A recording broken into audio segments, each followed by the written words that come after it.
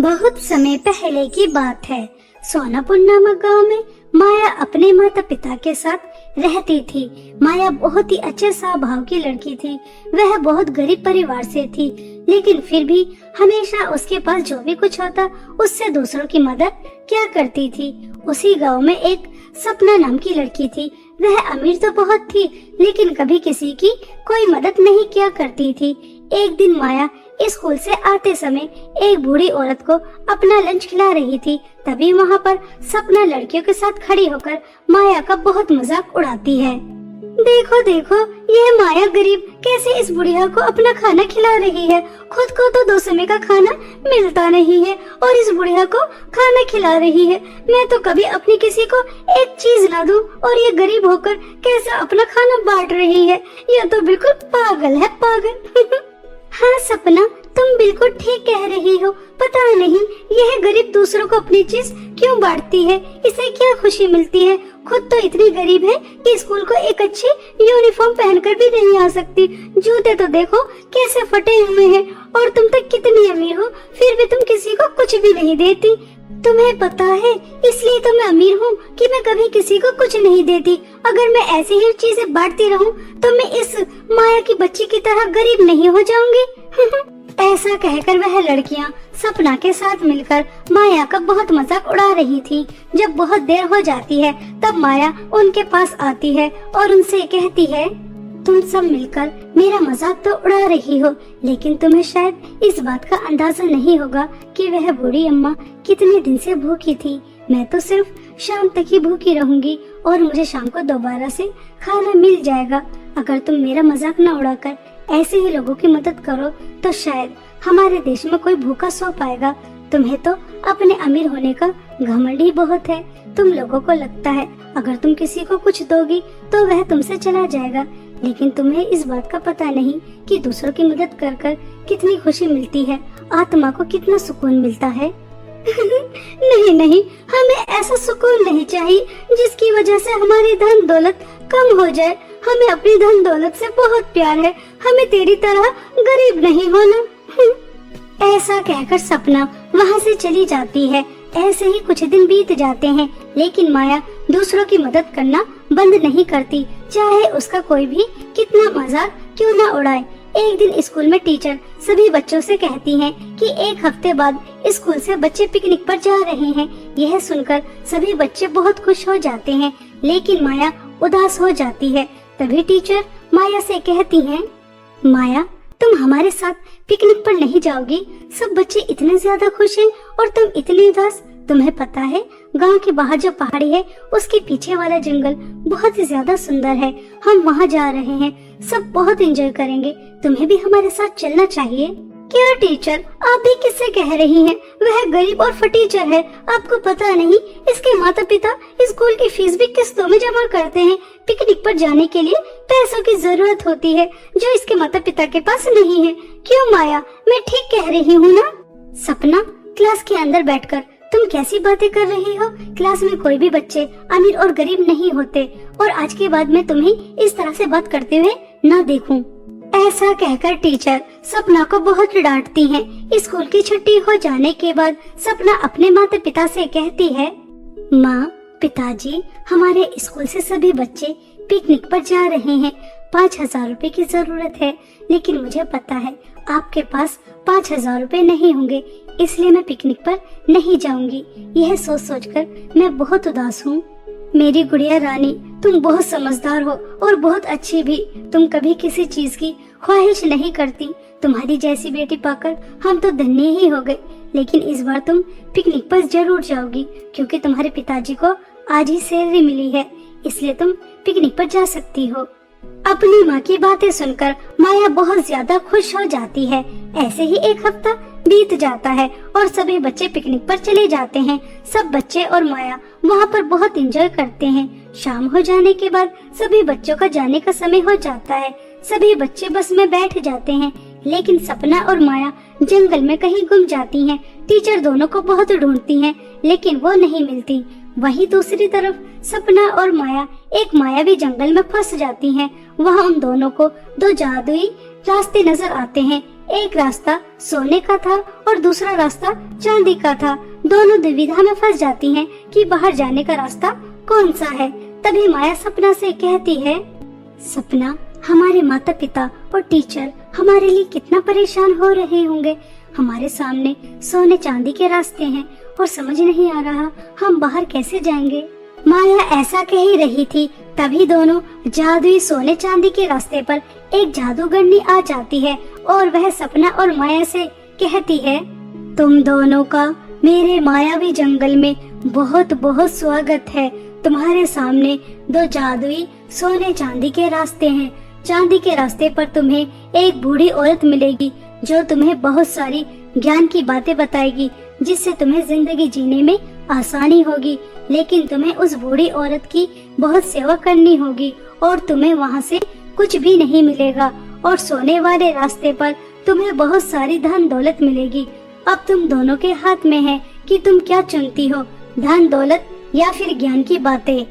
जादूगरनी, ज्ञान की बातें कौन चुनता है, और मैं उस बुढ़िया की सेवा क्यों करूंगी और वहाँ से कुछ मिलेगा भी नहीं। इसलिए मैं तो सोने का जादुई रास्ता चुनती हूँ। मुझे बहुत सारी धन दौलत चाहिए और मेरे पास पहले ही बहुत सारी धन दौलत है और जादुई सोने के रास्ते पर जाकर और भी ज्यादा धन दौलत मिल जाएगी, जिसकी वजह से मैं बहुत अमीर हो जाऊंगी और पूरी दुनिया घूमूंगी। मैं तो बहुत एंजॉय करूंगी। जादूगरनी जी, मैं तो जादुई चांदी वाला रास्ता चुनती हूँ और मैं उन बूढ़ी अम्मा से बहुत सारा ज्ञान प्राप्त कर कर लोगों को सही रास्ता दिखाऊंगी और मैं उन बूढ़ी अम्मा की सेवा भी करना चाहती हूँ और उनकी सेवा कर कर पुण्य कमाऊंगी। जादूगरनी जी, आपको पता है मुझे हमेशा मेरे माता पिता ने सिखाया है कि कभी भी धन दौलत का लालच नहीं करना चाहिए, क्योंकि लालच बुरी बला होती है। हम ज्ञान से भी धन दौलत कमा सकते हैं और अपनों से बड़ों की सेवा कर कर पुण्य मिलता है। इसलिए मैं तो उन बूढ़ी अम्मा की सेवा कर कर पुण्य कमाऊंगी। इसलिए मैं जादुई चांदी वाले रास्ते पर जाना चाहती हूँ। ठीक है, अब तुम दोनों अपने अपने जादुई रास्ते पर जा सकती हो। इतना कहकर जादूगरनी वहाँ से गायब हो जाती है और दोनों अपने अपने जादुई रास्ते पर चली जाती हैं। तभी माया को जादुई चांदी वाले रास्ते पर वह बूढ़ी औरत मिलती है और वह माया से कहती है, बेटा, मैं इतने सालों से किसी का इंतजार कर रही थी कि कोई तो आए जो जादुई चांदी वाला रास्ता चुने, लेकिन किसी ने भी आज तक जादुई चांदी वाला रास्ता नहीं चुना। तुम पहली लड़की हो जो ज्ञान की बातें और मेरी सेवा करने के लिए तैयार हो गई। यहाँ जो भी मायावी जंगल में आता है वह सब जादुई सोने वाला रास्ता चुनते हैं और वह धन दौलत के लालच में उस रास्ते पर चले जाते हैं। इसलिए मैं तुम्हारी अच्छाई देखकर तुमसे बहुत खुश हूँ और तुम्हें जादुई चांदी वाले रास्ते से तुम्हें बहुत सारी धन दौलत भी दूंगी और तुम्हें बहुत सारी ज्ञान की बातें भी बताऊंगी, जिसकी मदद से तुम्हें अपनी जिंदगी में सही फैसले लेने की शक्ति मिलेगी और तुम ज्ञान से और लोगों की भी मदद करना। ऐसा कहकर वह बूढ़ी औरत माया को बहुत सारी ज्ञान की बातें बताती हैं और उसे बहुत सारी धन दौलत भी देती हैं। ज्ञान और धन दौलत पाकर माया बहुत ज्यादा खुश थी। वहीं दूसरी तरफ सपना जादुई सोने वाले रास्ते पर चलकर धन दौलत की तलाश कर रही थी, लेकिन वहाँ पर कुछ भी नहीं होता, बल्कि वहाँ पर एक चुड़ैल आ जाती है और वह चुड़ैल सपना से कहती है, तुमने जादुई सोने का रास्ता चुना है, तुमने धन दौलत का लालच किया है। तुम्हें पता होना चाहिए लालच बुरी बला होती है और तुम अपने लालच में बुरी तरह से फंस चुकी हो, इसलिए तुम्हें यहाँ पर कैद किया जाता है। अब तुम मेरी कैद से बचकर कहीं नहीं जा सकती। अब मैं तुम्हारी बलि चढ़ाऊंगी। चुड़ैल, चुड़ैल, मुझे छोड़ दो, मैं अपने घर जाना चाहती हूँ। अगर तुम्हें धन दौलत चाहिए तो मैं तुम्हें अपनी सारी धन दौलत दे दूंगी, लेकिन मुझे मेरे घर जाने दो, मुझे छोड़ दो, मुझे छोड़ दो। ऐसा कहकर सपना चुड़ैल के सामने बहुत गिड़गिड़ाती है। वह अपनी सारी धन दौलत भी चुड़ैल को देने के लिए तैयार हो जाती है, लेकिन चुड़ैल सपना को अपने कैद में कर लेती है। सपना को अपनी कैद से बाहर नहीं जाने देती। सपना को उसके लालच का फल मिल जाता है और वहीं दूसरी तरफ माया को उसकी अच्छाई का फल मिल जाता है। माया ने धन दौलत का लालच नहीं किया था, उसने ज्ञान और बूढ़ी औरत की सेवा चुनी थी, जिसकी वजह से आज माया चांदी चांदी वाले रास्ते की धन दौलत की वजह से अपने साथ साथ और अनाथ बच्चों की जिंदगियों में भी खुशियाँ लेकर आती है और खुद भी अपने माता पिता के साथ एक हंसी खुशी जीवन बिताती है। बहुत समय पहले की बात है, किसी गांव में एक नदी थी जो गांव के सभी लोगों को साफ और अच्छा पानी दिया करती थी, जिस वजह से गांव के सभी लोगों को पानी की कोई परेशानी नहीं थी। उनका जीवन अच्छा चल रहा था। लेकिन पूरे महीने में एक दिन ऐसा होता था जिस वजह से पूरे गांव को एक बूंद भी पानी नहीं मिलता था, क्योंकि वह नदी उस दिन पूरी तरह से लाल हो जाया करती थी और गांव का एक भी इंसान उस नदी से उस दिन पानी नहीं लेता था। इसलिए सभी लोग वह दिन आने से पहले पहले अपने घर में पानी ज्यादा भर लिया करते थे। सरिता बहन, कपड़े धो रही हो क्या? तुम्हें पानी भरने नहीं जाना? तुम भूल गई, कल हमारे गांव की नदी हमें पानी नहीं देगी, क्योंकि वह पूरी तरह से लाल हो जाएगी। सोच लो, अगर अभी पानी भरा नहीं तो कल प्यासे ही मर जाओगी, क्योंकि जो तुम्हारे घर में पानी था उससे तो तुमने कपड़े धो लिए। जानकी बहन, अच्छा हुआ तुमने मुझे याद दिला दिया, मैं तो भूल गई थी कि आज हमें कल के लिए पानी भर के रखना है। चलिए पानी भर के लेकर आते हैं। पता नहीं क्या मुसीबत है, पूरे महीने तो हमारी नदी हमें अच्छा और साफ पानी देती है और महीने के लास्ट में आकर लाल हो जाती है। ऐसी लाल नदी तो मैंने अपनी जिंदगी में पहली बार ही देखी है। मैंने तो आज तक नहीं सुना कि नदी भी लाल हो जाती है। पता नहीं इस लाल नदी का भी क्या रहस्य है। ऐसा कहकर गांव की औरतें उस नदी से पानी भरने चली जाती हैं, लेकिन आज तक किसी को इस बारे में पता ही नहीं चला कि उनकी यह नदी महीने के लास्ट में लाल रंग की क्यों हो जाती है। यह एक राज बन चुका था, हर कोई यह जानना चाहता था आखिर यह नदी लाल क्यों हो जाती है। इसी गांव में काजल नाम की एक अनाथ लड़की रहा करती थी, जो बहुत ही बुद्धिमान थी और बहुत ही ज्यादा समझदार थी। वह भी अपने दोस्तों के साथ पानी भरने जा रही थी। तभी वह अपनी दोस्त से कहती है, सुनैना, मेरे तो पैरों में दर्द हो गया। सुबह से लेकर शाम तक पानी भरते भरते आखिर कैसे पता चलेगा कि यह नदी लाल क्यों हो जाती है? हमें पता तो लगाना चाहिए। मगर यार काजल, कितने वर्ष हो गए, आज तक हमारे बड़े पता नहीं लगा पाए कि हमारी ये नदी अचानक लाल क्यों हो जाती है। वह सब पानी क्यों नहीं देती? तो हम तो बच्चे हैं, कैसे पता लगा सकते हैं? हमें पता नहीं लगा सकते, ये तो बेकार की बात है। वैसे तू सही कह रही है, मेरी तो कमर ही अकड़ गई पानी भरते भरते। सुनैना, जरूरी तो नहीं जो काम हमारे बड़े नहीं कर पाए वो काम छोटे भी नहीं कर पाएंगे। ऐसा करते हैं, इस बार पानी भरकर घर रखकर आ जाते हैं और तुम घर पर किसी को भी कुछ मत बताना हम कहाँ पर जा रहे हैं। रात भर हम नदी से कुछ दूर बैठकर यह पता लगाएंगे कि अचानक हमारी नदी लाल क्यों हो जाती है। हो सकता है कि हमें कुछ पता चल जाए।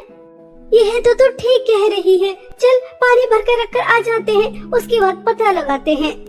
इस तरह से काजल नदी का राज जानने के लिए प्लान बना लेती है और दोनों दोस्त जल्दी जल्दी घर का सारा पानी भरती हैं और उसके बाद रात हो जाने के बाद घर से छुपकर नदी से दूर एक पेड़ के नीचे बैठ जाती हैं। बहुत समय हो जाता है लेकिन उन्हें कुछ पता नहीं चलता कि सुबह को अचानक उनकी नदी लाल क्यों हो जाती है। तभी किसी के रोने की आवाज आती है। काजल और सुनैना उस आवाज का पीछा करते हैं तो नदी के पीछे एक गुफा थी, जहाँ पर एक जादूगरनी ने 3 सुंदर परियों को बांध रखा था और वह परियां उस जादूगरनी के सामने गिड़गिड़ा रही थी। दुष्ट जादूगरनी, हमें छोड़ दे, हमने तेरा क्या बिगाड़ा है तो हमारी बलि क्यों चढ़ाना चाहती है? हम तो पृथ्वी के सुंदर सुंदर नजारे देखने आए थे और तूने हमें अपना बंदी बना लिया और तू हमें मारना चाहती है। छोड़ दे जादूगरनी, हमें छोड़ दे, हम परीलोक वापस जाना चाहते हैं। ऐसे कैसे छोड़ दूं? मैं तो सोच रही थी इस महीने मुझे परियों का खून नहीं मिलेगा, लेकिन ऐसा नहीं होता। हमेशा मुझे महीना खत्म होने से पहले पहले परियों की बलि चढ़ाने के लिए मिल ही जाती है। पिछले महीने मैंने तुमसे भी ज्यादा सुंदर 4 परियों की बलि चढ़ाकर उनका खून गांव की नदी में डाला था, और इस बार तुम्हारा खून डालूंगी जिस वजह से वह नदी पूरी तरह से तुम्हारे खून से लाल हो जाएगी। बस कुछ समय और, उसके बाद मुझे मेरे मकसद से कोई नहीं भटका सकता। वह नदी पूरी तरह से जादुई लाल नदी बन जाएगी और वह मेरी गुलाम होगी। मैं उससे जो चाहूंगी वह करवा सकती हूँ। मुझसे ज्यादा शक्तिशाली कोई नहीं हो सकता। दुष्ट जादूगरनी, तो अपने फायदे के लिए ये भी नहीं सोच रही कि तूने न जाने अब तक कितनी मासूम परियों की जान ले ली, और अब हमारी जान लेने वाली है। उसके बाद तो जादुई लाल नदी बनाएगी। अगर तू उसे पूरी तरह से जादुई लाल नदी बना देगी तो गांव वाले पानी कहाँ से पिएंगे? उनका जीना मुश्किल हो जाएगा। पानी के बिना जानवर, इंसान, पेड़ पौधे कैसे जीवित रहेंगे? मैंने किसी की जिंदगी का ठेका नहीं लिया। मेरी बला से मरते हैं तो मर जाएं। 2 साल हो गए उस नदी को परियों की बलि देते देते। 1 महीना और, उसके बाद जादुई लाल नदी मुझे सबसे ज्यादा शक्तिशाली बनाएगी। और अब तुम अपनी बकवास बंद करो। मुझे तपस्या करनी है, उसके बाद मुझे तुम्हारी बलि चढ़ाकर तुम्हारा खून उस नदी को देना है। अब तक वह नदी आधी मेरे वश में हो चुकी है। तपस्या करते वक्त मुझे परेशान करने की जरूरत नहीं है। अपना मुंह बंद रखना। जादूगरनी और परियों की बातें सुनकर काजल और सुनैना को पता चल जाता है कि उनकी नदी अचानक से लाल क्यों हो जाती है। सुनैना, यह जादूगरनी तो बहुत ही ज्यादा दुष्ट है। हमें जल्द से जल्द कुछ करना चाहिए। इन मासूम परियों की जान नहीं जानी चाहिए। इनकी जान के साथ साथ हमें अपनी नदी को भी बचाना है। बेचारे मुसीबत में है। यह दुष्ट बुरी जादूगरनी उसे अपने वश में करना चाहती है।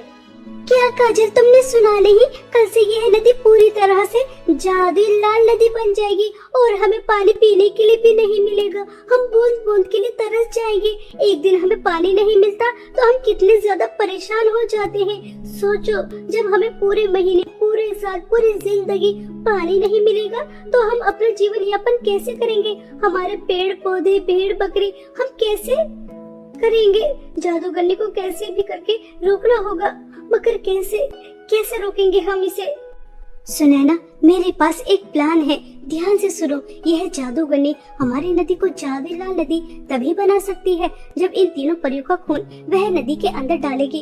अगर हम ऐसा करने से इस जादूगरनी को रोक लें तो यह अपने मकसद में कभी कामयाब नहीं हो पाएगी। इसके लिए हमें इस जादूगरनी की तपस्या में बाधा डालनी होगी। परियों को सही सलामत बाहर निकालना होगा। मैं छुपकर गुफा के अंदर जाऊंगी और उस दुष्ट जादूगरनी के ऊपर हमला करूंगी। तभी मेरे पीछे आना और परियों की रस्सी खोल देना। ठीक है? ये काम ठीक तरह से होना चाहिए। इस तरह से काजल और सुनैना उस जादूगरनी को उन परियों की बलि चढ़ाने से रोकने के लिए एक प्लान बना लेती हैं। काजल छुपकर गुफा के अंदर जाती है। वहीं दूसरी तरफ वह जादूगरनी तपस्या कर रही थी। तभी काजल पीछे से एक डंडा लेकर आती है और उस जादूगरनी की इतनी ज्यादा पिटाई करती है कि वह कुछ समय के लिए बेहोश हो जाती है। तभी पीछे से सुनैना आती है और उन तीनों परियों की रस्सियां खोल देती है। परिया और सुनैना उस गुफा से तुरंत बाहर निकल आ जाती हैं। लेकिन काजल उस गुफा के अंदर फंस जाती है और तभी जादूगरनी को होश आ जाता है और वह अपनी जादुई छड़ी से काजल को बांध देती है और उसे अग्नि के ऊपर उल्टा लटका देती है और उससे कहती है, तो मामूली सी लड़की मुझे हराना ही थी, मुझे मारना ही थी। तूने क्या सोचा था कि तुम मुझे इतनी आसानी से मार देगी? तूने उन परियों को तो बचा लिया, लेकिन अपने आप को नहीं बचा पाएगी। तूने मेरी तपस्या में बाधा डाला है। तूने उन परियों को मेरी कैद से निकाला है। तुझे तो मैं नहीं छोड़ूंगी। तू मरेगी, जरूर मरेगी। दुष्ट जादूगरनी इतनी क्यों छटपटा रही है? तो अपने मकसद में कामयाब नहीं हो पाएगी, इसलिए तुझे गुस्सा आ रहा है।